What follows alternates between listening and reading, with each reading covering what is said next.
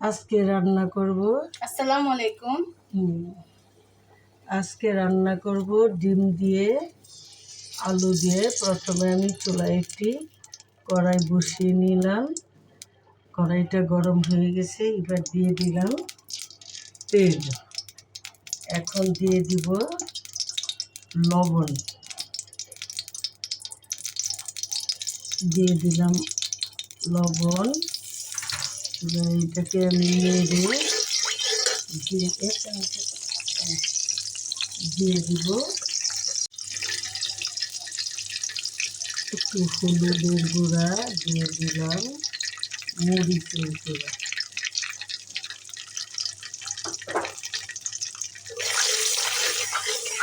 এবার দিয়ে দিব সিদ্ধ করে রাখা ডিম। এটা আমি তেলে ভেজে নিব।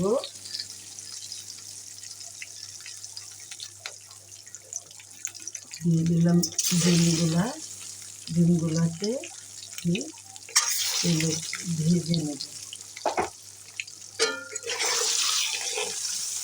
আমি লাল লাল করে ভেজে নেব। ডিম দিয়ে আলু দিয়ে রান্না করলে আলুগুলোকে যদি ভেজে নেওয়া যায় তাহলে ডিমের স্বাদ অনেক গুণ বেড়ে যায়। তুলে রাখলাম, এবার দিয়ে দিব তেলের মধ্যে পেঁয়াজ কুচি দিয়ে দিলাম। এবার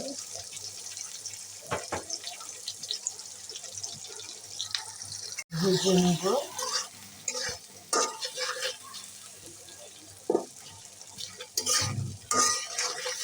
নেড়ে চেড়ে খুব কড়া করে ভাজতে হবে না, একটু নরম হলেই আমি এর মধ্যে দিয়ে দিব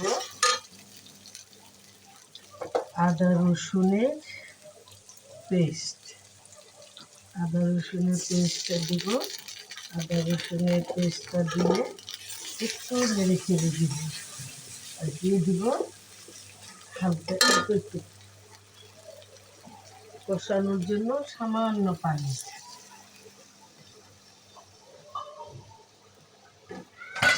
পানিটা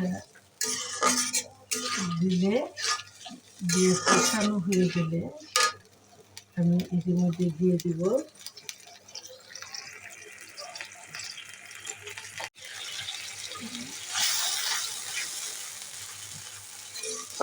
আমার আদা রসুনের পেস্টটা ভাজা হয়ে গেছে। এবার আমি দিয়ে দিব এর মধ্যে ধনিয়ার গুঁড়া,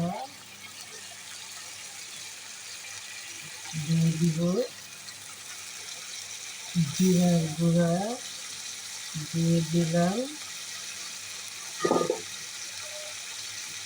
হলুদের গুঁড়া, দিয়ে দিব মরিচের গুঁড়া।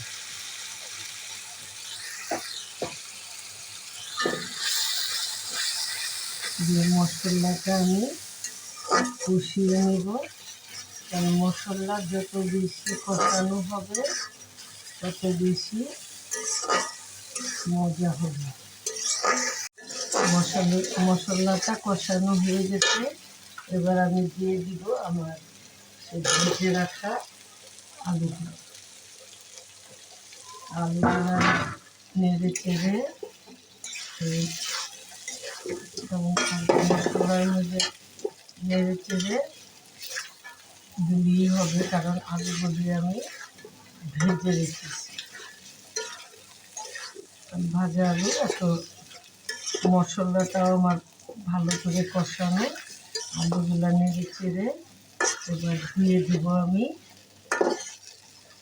তরকারির জন্য পরিমাণ মতো ঝোল। আমি সাধারণত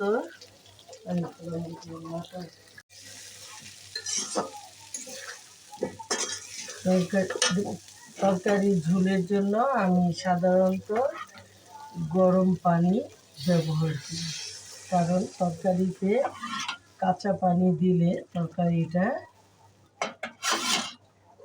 কেমন যেন পানসে পানসে হয়ে যায়।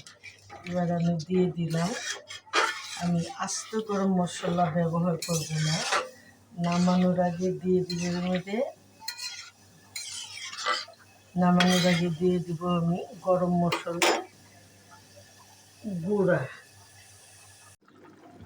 এবার আমার আলুগুলিও গলে গেছে, প্রায় এই তরকারিটা হয়ে আসছে। এবার আমি দিয়ে দিব টমেটো।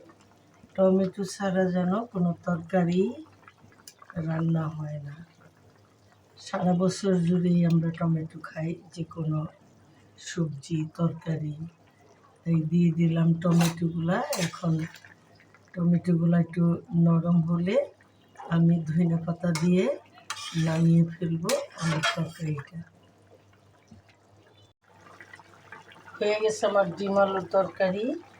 এবার আমি ধনেপাতা দিয়ে নামিয়ে ফেলবো। এতক্ষণ আমাদের সাথে থাকার জন্য আপনাদের সবাইকে ধন্যবাদ। আপনারাও এরকম বাসায় মজার মজার রান্না করে খাবেন। আমাদের পাশে থাকার জন্য অনেক ধন্যবাদ। আর আমাদের চ্যানেলটা অবশ্যই সাবস্ক্রাইব করতে ভুলবেন না। সল আল্লাহ হাফিজ।